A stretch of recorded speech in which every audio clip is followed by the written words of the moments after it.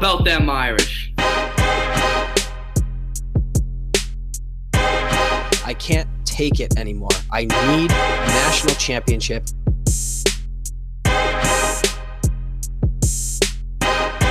This is the Four Horsemen podcast.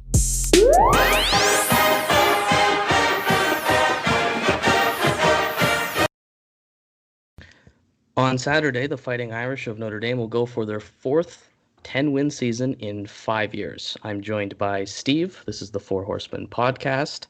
How are you doing today, Steve? Doing great. Highly optimistic, feeling very good about everything. For given the situation that we're in, I think spirits are riding about as high as they could be. So very pumped after that huge win. How about you? Yeah, pretty good win. I mean, anytime you beat Boston College at home, it's always a nerve-wracking one. So I'm kind of glad that was taken care of, that we're going to head up for our 10th win at Palo Alto this week. We're going to try to maybe keep this one a little shorter today, but I'd like to send out a PSA out there that it is bowl season coming up. And last year, P-Wagon had the genius idea of having guests come on for the bowl preview. So if anyone out there is interested, we may be considering having guests on again. So shoot us a DM or contact us somehow if you're interested. No guarantees, but we are fielding requests to get onto the show. So let's move into the game. Notre Dame beat Boston College 40-7. It was a game where early on Notre Dame had scored 4 out of their 5 drives or 5 out of their 6 drives, but there was a lot of field goals.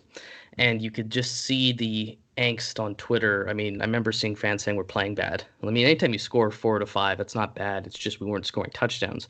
And it's like this every week. Notre Dame always starts kind of slow, and then we end up blowing them out. So we ended up winning 40-7. I had predicted 45-17.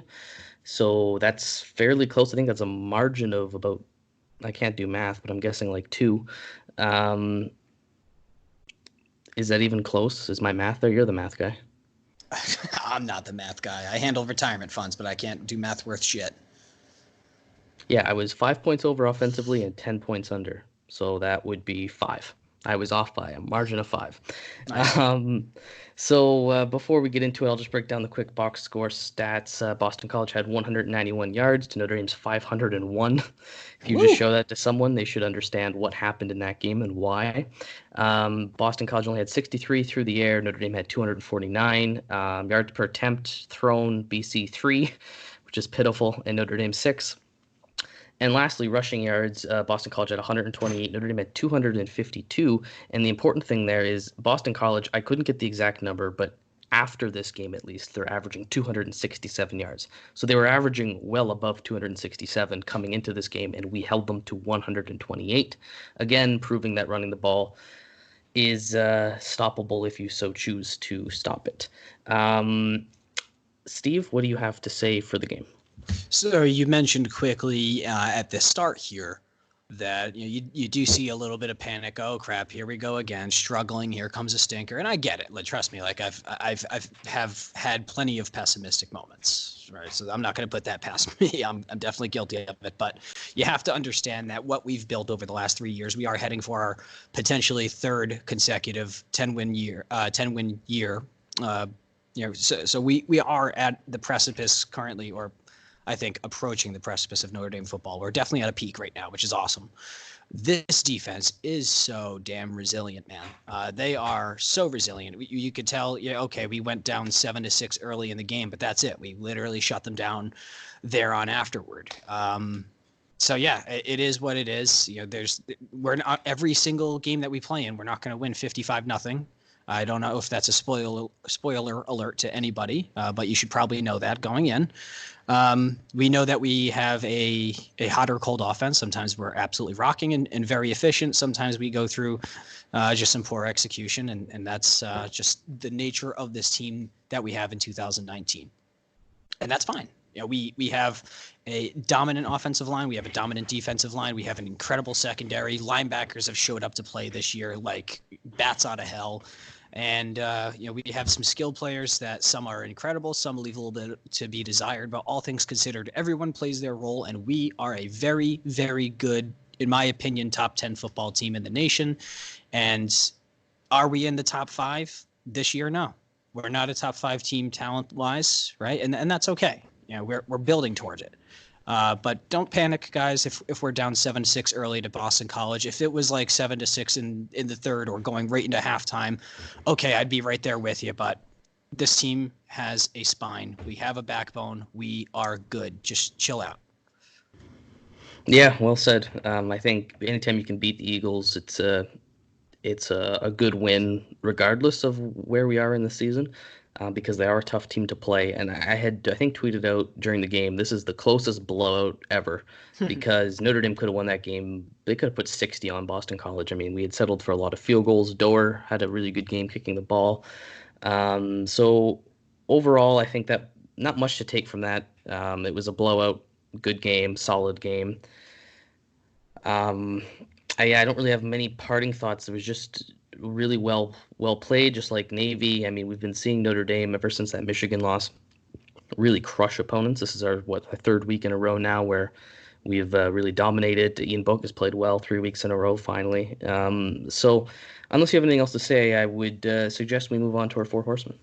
That's perfectly fine with me. Let's buzz through, buddy. I'll let you kick us off. Sure. My 4th horseman, I picked our amazing linebacker, Bilal, who's kind of come out of nowhere this year in his senior year. He had 8 tackles, 4 solo, and 1 tackle for a loss. Really good game. I thought he was flying everywhere. It was really good to see him kind of, I don't know if he's eligible to come back, but if he isn't, maybe add some draft stock to his prospect. Third, I went with Cole Kmet. He officially tied the record for touchdowns by a tight end in the season at Notre Dame. He had 7 receptions for 78 yards, and of course the 1 touchdown. I think Kmet coming back next year is going to be massive. I hope whoever the quarterback is, we can work him more into the game plan because he is a really, really good talent. Third, I went with Alohi Gilman, who is a guy we had in our 4 horsemen a lot last year and not so much this year. I don't know if he's taken a step back, but we just haven't seen him kind of dominate the way he did last year. But regardless, he had 7 tackles, 5 solo tackles, 1 sack, and 1 tackle for a loss. Really good game for him. I remember my eyeballs seeing him too. He was just visually looking good. He was coming in on blitzes. He was making a lot of tackles. So very happy for Gilman. I heard he has another year of eligibility. I don't know if I can believe that. If he does, fantastic. But he does, but all things point to him leaving for the draft, which is perfectly fine. Because yeah, I think, we have the skill coming up to replace him. So I mean, he's earned it. Yeah, I'd welcome him though, but I think he does have NFL prospect. He's at least draftable, and I think he could have a nice little career in the NFL. And lastly, I went with. You're gonna have to help me here. Ogundeje? I think it's Adukatempe Ogundeji. Ogundeji. Okay. Well, he was an absolute monster in that game. I mean, you had tweeted from the account, I think one of the gifs from one of his plays. Mm-hmm. He had 6 tackles, 5 of them solo, 2 sacks, and 3 tackles for a loss. He just dominated Boston College. He got it all up in their backfield. He was right in the quarterback's face. Just a really good game overall, and I'm glad. I think he's coming back. I've never really heard of him until this season, so he's a redshirt junior. Redshirt junior, so he'll come in and replace some of that D-line talent we're losing. And overall, it was a good game. It was a good senior day. Doug Flutie wasn't too intolerable. Being a Boston College alum, I thought he was all right, but I mean, we still need Brady Quinn for the booth. And I think that's it. You beat a rival, you beat them pretty good, and overall, you play very solid football. Yeah, definitely. All great choices, and there was a lot of choices to pick from. So it stinks that we have to leave anybody out here. I'm gonna give it right off the top. Ian Book, first horseman, 239 yards. Looks like he was well over 50, probably flirting with over 60% passing. He was 26 of 40. I can't do that math quickly. But 239 yards, 3 touchdowns, also added 66 yards on the ground. So clearing 300 total yards. Awesome. That's what we get. And honestly, I mean, he's starting to reel me back in. I've never not loved Ian Book. He's always been great. I've just been critical of him as being a game-breaking quarterback against top tier competition. And I'd love to see him make that next step. And, we'll see what the future holds, because Ian did have some ambiguous comments after the game in regards to his future, coming back, leaving. Would he go to the NFL? Likely not. Would he grad transfer? More likely, if he were to leave the program, would be a grad transfer, but he might come back. And he has a team built around him. And if he can progress, then all the more power to him. Phil Jerkovich is my one and only true love in this world, but I want to remain a steadfast supporter of Ian Book. I want to see him succeed more than anyone. So great for him for having a good game. Cole Kmet was definitely a monster, but just in the nature of senior day, I'm going to give it to Chris Fink. 7 catches for 71 yards, also had a touchdown, so that's a feel-good story for the former walk-on.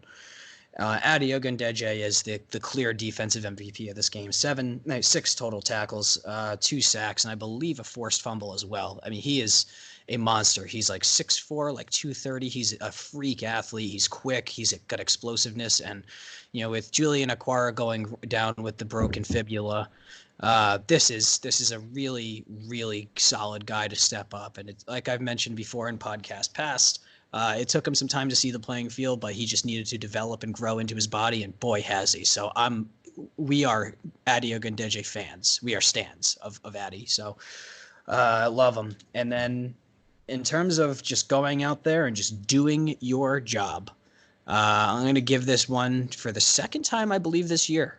Second time, congratulations, Jonathan Dorr.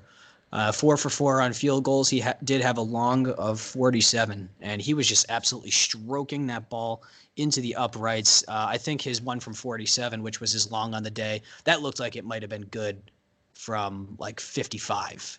So he absolutely spanked that thing, and he is really growing in when there was a lot of concern about him originally. John Dorr, incredible. And, I'd be remiss if I didn't have one final one, not an official Horseman, but just a, as a, I guess, honorable mention with, let's see, 5 rushes for 42 yards and then 1 of 1 passing for 10 yards. I'm going to give an honorary mention to Phil Jerkovich. I think he earned it. He went out there and just... He's just incredible, and I love him very, very much. So, so that would be my 4 horsemen. Sure, I think that's very valid. I think we should give a shout out to I believe his name's Lacey, he big defensive tackle who just murdered a Boston College player, as well as Owusu, who has been counting up the murders this season. But do you know, is he a freshman or a redshirt freshman, Lacey? Jacob Lacey is a true freshman. I believe he is going to be eligible I believe he will have the option to preserve eligibility, assuming he does not play both the Stanford game and the bowl game. If he plays both, he'll lose eligibility. If he plays only one, I believe he preserves. I was reading that today, but I could be off, but I know I'm very close. Yeah, he's a talent to watch in the future. But let's go on to wrap this up here with Juice in My Nuts. What was your moment for this game? Has to be Braden Lindsay on the end of rounds. That kid, he is the new Rocket Ishmael. Wears number 25 just like Rocket did. Absolute cannon for wheels. Like he takes off in 2 seconds flat. What was it, like a 61-yard end around for a touchdown?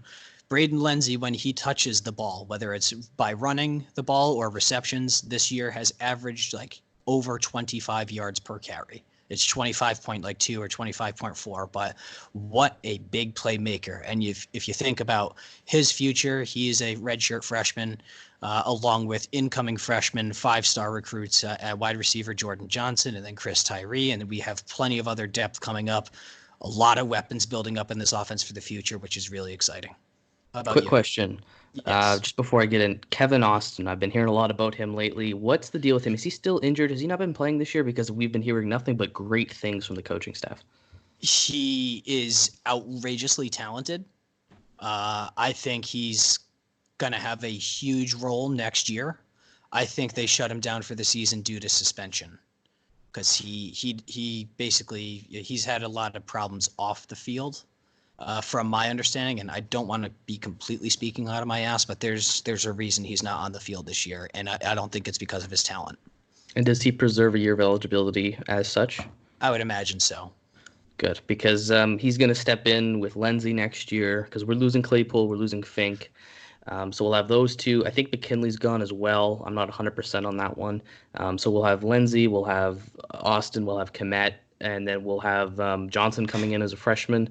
And then there's some other talent there too. Who's the other guy? He got some Micah touches. Jones. Oh man, now you're Speedy really. guy. He returned a punt, I think, too. That would be. Let me just see his name quickly because I'm blanking. I think he dropped a pass. Lawrence Keys. Lawrence Keys. Yeah. So we have a lot of talent to replace there. I think we're good at the wide receiver position for a couple of years. I'm glad to hear that Kevin Austin will be back next year with an extra year of eligibility. It seems to me he's not very old to begin with. I think he might be just a sophomore. Yeah, true sophomore. So true sophomore. Yeah. So that's huge for the Irish. Just looking towards 2020 because I think that is a year where we could really put another push into the playoff. So my juice in my nuts moment. And what we're going to have to do, by the way, is we're going to have to get one of our female listeners on to tell us an equivalent of that so we can be a little more inclusive to maybe it's juice in my tits. I don't know. But you know what? Tweet us if you have a good idea for another one for that, another saying for juice in my nuts. Let us know. But for me, it's Claypool touchdown for the sole reason that I am an absolute homer. I've gone to the point where I'm now like tweeting at Canadian media personalities saying, stop it with this Hubbard talk and start talking about Claypool, because everybody knows Hubbard. That's like he's all over the place in Canadian media, and it's like he might not even be the best Canadian college football player right now. Claypool for Heisman is what I am running on.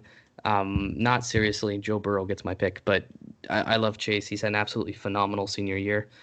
It's almost too bad he didn't get more touches in his earlier 2 seasons because I think he could have really put on some records at Notre Dame. But overall, he scored his 10th touchdown today, or well, Saturday, of course.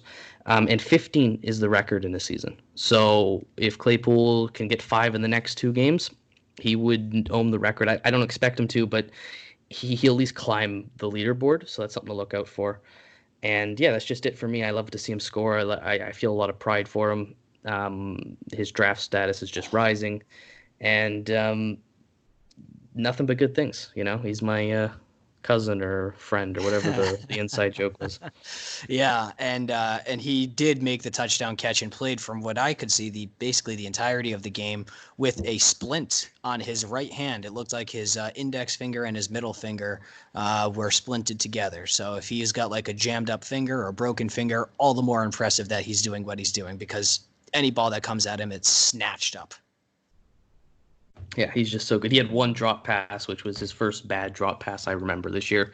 And it would have been another touchdown, and it would have won me a bet, but we're not going to get into that because I'll get sad. Let's move into Week 14. It's rivalry week. It's the best week in college football. Steve, you went 3-2 last week. I went 4-1. We both missed on Missouri, and then I won on Virginia Tech, and you lost on Pitt. Throughout the season so far, I'm 18-7 for 72%, and you're right behind me, 16-9 at 64%. I think that shows that A, we're both really good at predicting games, or I'm picking really easy games to predict, and we're pretty close when it comes to predicting. So this week, very big ones for rivalry week, lots of good games to play. So I'm just going to throw them at you. The lines are already up there, so we don't need to predict them. We'll just say who the game winner will be. So Friday night, or Friday afternoon actually, Virginia Tech is going to Virginia to take on the Cavaliers in that rivalry game. Virginia Tech is favored by 3 points on the road. And miraculously, every team I'm going to tell you, the road team is favored. Wow. Okay, so we got a home dog weekend for rivalry, which is pretty crazy. Now, what's Virginia's record? I know Virginia Tech has had a late run here and pushed themselves into the top 25. Virginia's probably they're both 9-3. It's the winner gets to go to the conference championship game. Plus, it's a rivalry. It's a massive game, and any minute now we should be actually getting the college football playoff rankings. Is this today Monday or today Tuesday? Yeah, it's Monday. So the rankings come out tomorrow. Never mind. I'm disoriented. So tomorrow we'll find out. I'm sure both of them will be in the 25 actually. So that'll be a big game. Yeah. Gonna go with the home team here in Virginia. Although I think this is gonna be very tight. This is basically a pick'em game in my opinion. Could go either way. Georgia Tech. Georgia Tech. Virginia Tech's defense really showed some moxie against Notre Dame, and they were frisky. Even Virginia's defense was pretty frisky. I think Virginia's offense has a little bit more upside and home run threat potential. So I think at home Virginia is going to take this. Yeah, that's fair. I wish you would have said Virginia Tech because I'm picking Virginia as well, and I was going to lead in with a really cool line for like the first time in like 20-something years. Virginia is going to beat Virginia Tech. That's one where the Hokies have really dominated that rivalry. I think this is the perfect time for UVA to win it. I think they have a very good defense. I think being at home will help, and being a home underdog too is very interesting. So I also have the Cavaliers. Moving on now to the big game. It is the most, I suppose, prominent rivalry in college football, even though they play at noon because the Big Ten is absolute dog shit. Ohio State is going to Ann Arbor to take on the Wolverines. Ohio State is an 8.5-point favorite. Steve, who do you have? I think that this is finally the year. And I think that this would just insert a whole different level of chaos. And at this point, since we're eliminated from playoff contention, it kills me to say that Scum is going to win. But I think Harbaugh finally breaks his curse at home in the big house, Michigan over Ohio State. I was shaking my head the entire time because here's something everybody needs to know. I've said it last year, week 14 rivalry week.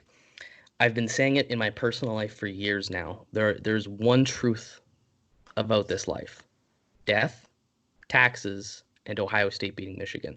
It is a law. Michigan will never beat Ohio State again, I think, until I die, which could be soon. Hopefully for Michigan. But I will not believe it until I see it. I just don't know how Michigan is going to beat a program that is recruited better, that coaches better, that has way more swagger to them. Michigan is kind of a gloomy program. I wouldn't want to play there. It's disgusting. But, they are at home. Michigan does have a decent team this year. You would think this is the year they could do it. But I think this Ohio State team is just so nasty. I think they're going to beat Michigan probably comfortably too. 8.5 points is a very interesting spread. I'll have to make a game time decision on that. But I'm taking Ohio State. It's just written in the stars. It's part of life. Is even though the Wolverines have the series lead, they've won one game since like 2005. That's pitiful. But no more talking about those shitty programs because I hate both of them, and I'm sure you do too. With a passion. Let's move to the other shitty rivalry with teams that we hate that are just complete and utter garbage. Alabama is going to Auburn to take on the Tigers. Alabama is a 4-point favorite without Tua Tagovailoa. See, look, I couldn't even pronounce it. I'm very bad with words. Tua. Who do you got, Steve? I'm going with the home game for the third consecutive pick. I think that Auburn is due for a win in the Iron Bowl. It's been quite some time, and it's always this is always an exciting matchup. Would like to see Gus Malzahn really dial up some plays to get Bo Nix feeling a little frisky out there and putting up some points on the Alabama defense. It's unlikely. This is not the safe pick whatsoever. But with Tua out, I think this one hell of a defensive line in Auburn, and we'll see if they can carry him to victory with the home crowd getting juiced up. There are two programs in college football who have played Alabama very tough in the last 10 years, and it's been Clemson and Auburn. I think Auburn's going to win as well. I just think without their quarterback in Tua, I'm not even going to attempt to try to do it again, his last name. I just think Auburn's going to be able to control the ball. They could beat Alabama, I think, even with Tua at home. And I'm not a big Auburn fan this year. I don't think Auburn's particularly great, but I think at home with a Tua-less Alabama team, I like Auburn. That's probably the worst case for Notre Dame getting into a New Year's Six Bowl is if Auburn wins, because that'll ensure Auburn and Alabama's ahead of us. But I think that is the most likely outcome, and it would mean that Alabama's not in the playoff, and thank the heavens. Thank everybody. Thank if Joe Alabama, Pesci. thank Joe Pesci, if Alabama doesn't get into the playoff. The Carlin fans out there will know. Yeah, it's my Twitter bio as well. I didn't know if you knew that and you were just making me feel good, but my Twitter bio is pray to Joe Pesci.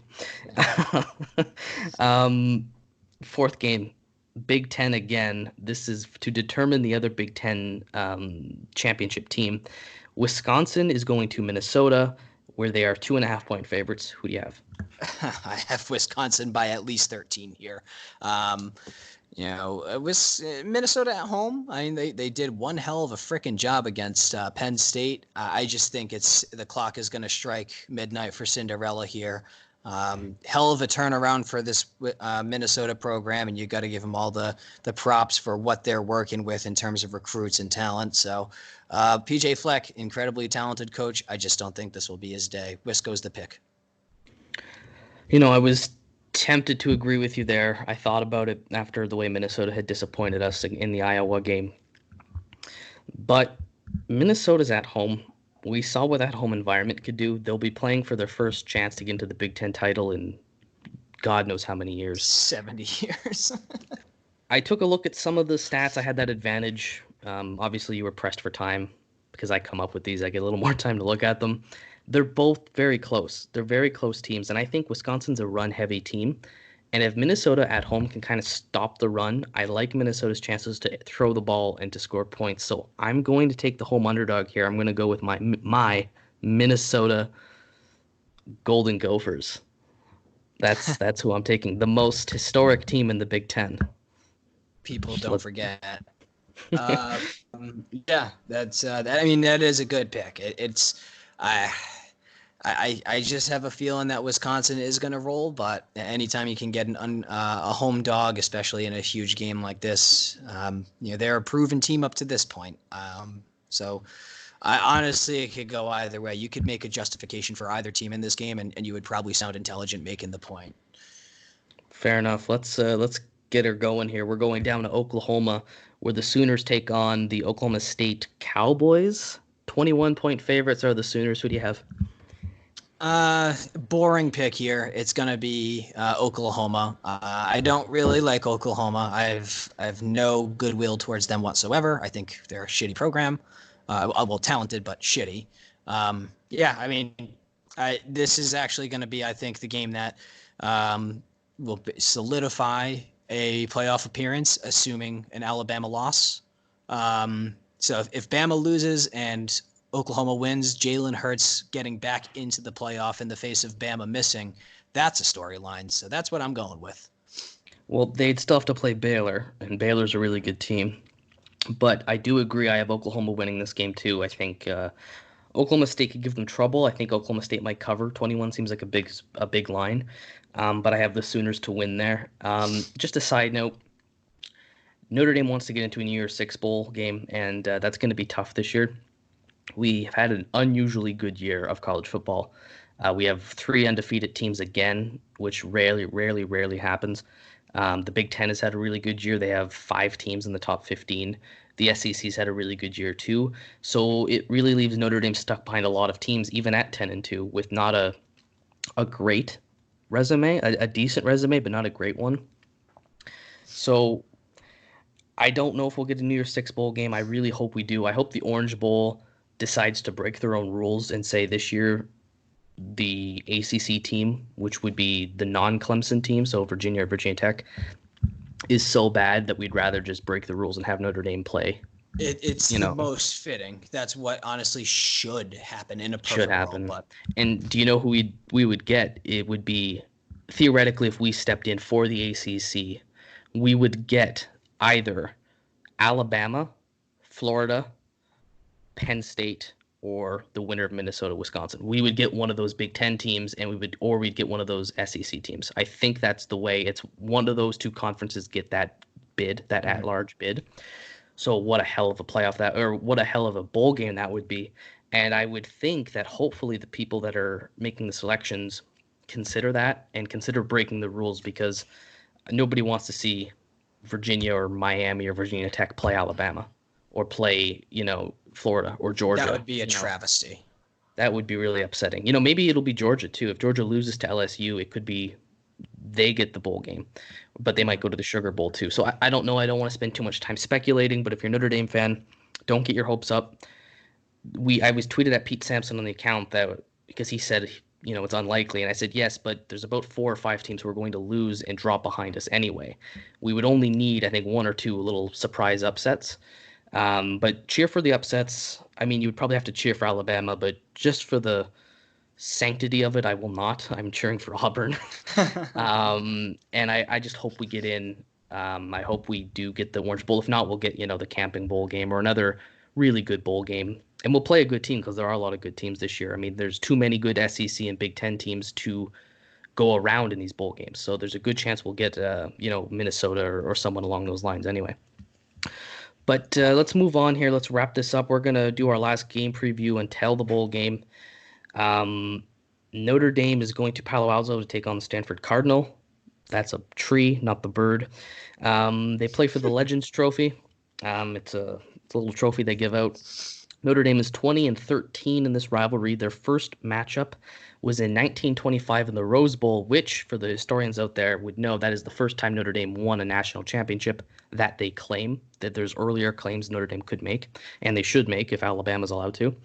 But that's the first one we claim a consensus title. It was the Rose Bowl. It was Stanford, and that's the last bowl game we played until like the 60s or something. We took a bowl hiatus after that. So obviously this rivalry is not super well played in terms of many games, but it's one that is historic for Notre Dame. I think we should call this the Nerd Bowl. These two schools are kind of like cousins. I mean, I cheer for Stanford when I'm not cheering for Notre Dame. I know a lot of people hate Stanford because they give us shit. And Brian Kelly's never won at Palo Alto. So Notre Dame comes in as, I think, 14.5-point favorites or something along those lines. I haven't looked it up. And that's just kind of the way it is. So I'm going to give you guys the quick statistical breakdown here. Offensive efficiency, Notre Dame is 32nd in the country. Stanford is 69th. Nice. Defensive efficiency, Notre Dame is 6th. Stanford is 88th. Not nice. Overall, Notre Dame is 14th in the country. Stanford is 76th in terms of efficiency. And then SP+, of course, one of our favored advanced metrics, has Notre Dame 15th in the country, jumping back into the top 15 this week. And then Stanford at 79th. So this is a really big gap here. Stanford's been bad this year. They are 4-7, and they just lost to Cal at home. Steve, what are your thoughts? I need this for my sanity. I'm not going to lie. I'm nervously optimistic going into this game. There's no reason in the world Notre Dame should not win this game 31-10. Like legit. It could honestly be a bigger margin than that, and it should be. Our defensive efficiency 6th. The offensive efficiency for Stanford is like not even breaking the top 75 teams. They're not, like there's non-power 5 teams that are better than them. They are an abysmal program this year. I don't really mind Stanford. Like you mentioned, they're a pretty good program out west. So I think there's a lot of admirable things about the school and the program in and of itself. It just drives me crazy we can't win in Palo Alto. Never happened under the Brian Kelly era. It's not a tough environment either. That's what's so confusing. Nobody really goes to Stanford and gets blown out by the home atmosphere, Yeah. What is it, like 52,000 seats? Like, it's not anything crazy. It never sells out. Yeah. So, by all means, Notre Dame should blow them out. There's no reason why we can't. There's no reason why we can't, force the ball down their throat with the run game. And then, obviously, we know we have the tools with Claypool, Komet, and the whole nine. We know we have the boys on the offensive line, offensive side of the ball to work efficiently and get the ball into scoring position.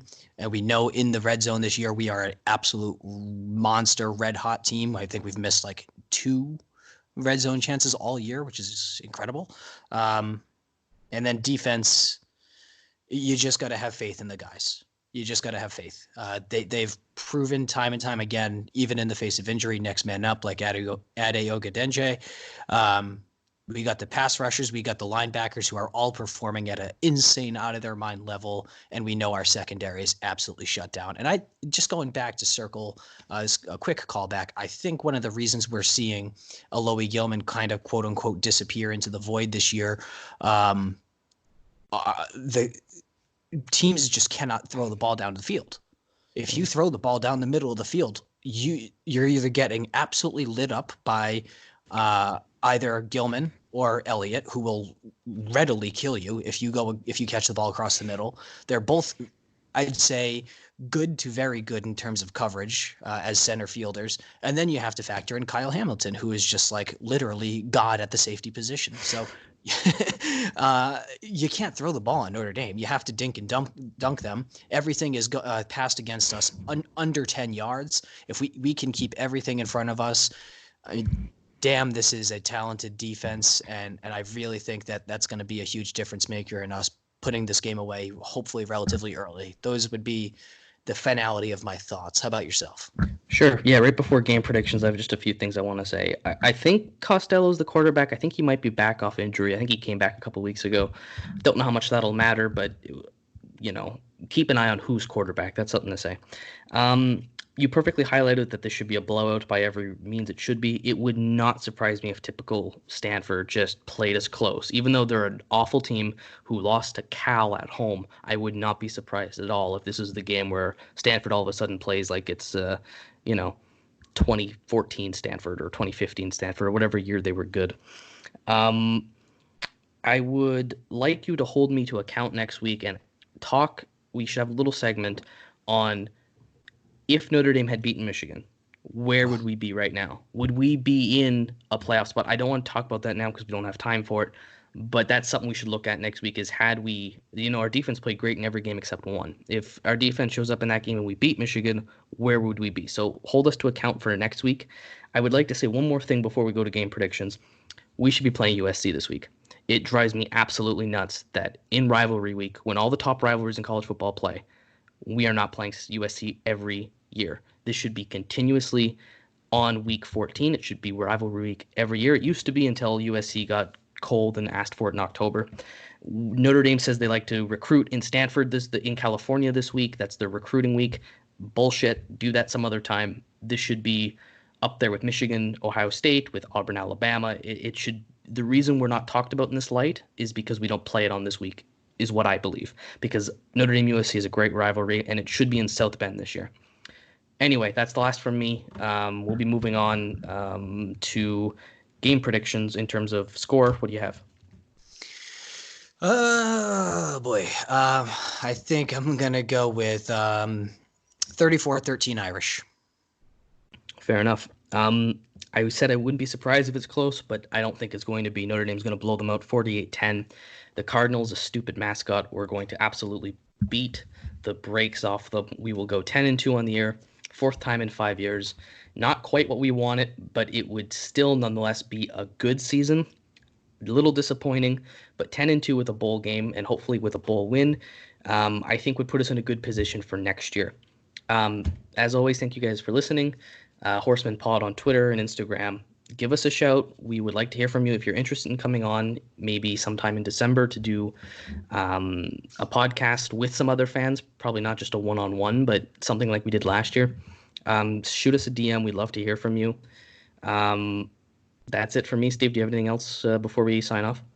Nope. I have some thoughts, but I think I'm going to save them for next week because I don't want to get too far out ahead of my skis. So we've covered everything. We wanted to make this a quick hitter, especially in the midst of Thanksgiving week. Happy Thanksgiving to all my American friends. Happy Thanksgiving as of like 2 months ago to all our Canadian friends. And that's pretty much all the thoughts. Again, follow, feedback, rate 5 stars. The more information you guys can give us, the more we can cater to you, the masses, and what we would consider the fourth horseman. So thank you so much to everyone. Go Irish. Burn the fucking tree.